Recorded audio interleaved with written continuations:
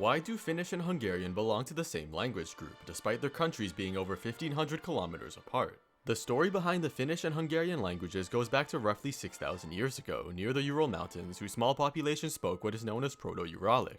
Roughly 4,000 years ago, the speakers of Proto-Uralic began to divide and migrate east and west.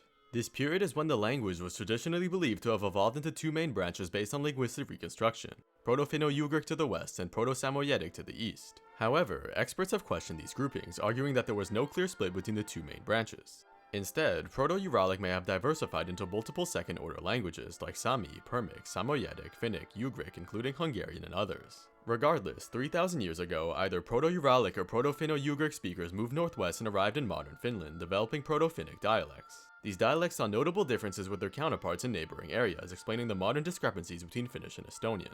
Proto-Finnic continued to develop and became more prominent due to geographic isolation over the course of several centuries, all while tribes grew larger and Christianity was introduced in the region.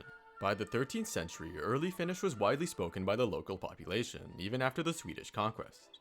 Although Swedish, German, and Latin were spoken by the administration, merchants, and churches, Finnish remained in common language. But what about Hungarian?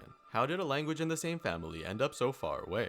During the same migration of Proto-Uralic speakers to the west, Proto-Hungarian split from its closest relatives in the Urals, another proposed branch of Uralic languages known as Ob-Ugric.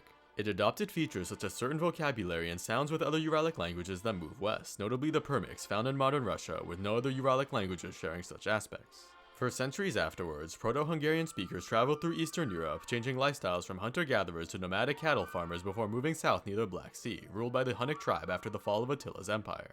However, the connection between the Proto-Hungarians and Huns is debated, and it's unclear to what extent the two groups interacted, or if they even did at all. Supposedly, by the 6th century, the Huns had fallen, and the Proto-Hungarians were under the rule of the Go-Turks of the First Turkic Empire. For 2 centuries, Proto-Hungarian speakers, who began to call themselves Magyars, slowly moved west through the modern northern Caucasus and Ukraine, before crossing the Carpathian Mountains in 895 into the Carpathian Basin, the area of modern Hungary. Old Hungarian spread among the Magyar population for centuries as the Kingdom of Hungary grew. During this time, what would become Hungarian developed many new words, borrowed from neighboring speakers of Slavic, German, Latin, Turkish, and even French and Italian languages later on. Therefore, Finnish and Hungarian are in the same language group for a simple reason: they share a similar point of origin. However, the two languages are not mutually intelligible in the same way that Spanish and Italian are, and despite their similar categorizations, are actually quite different.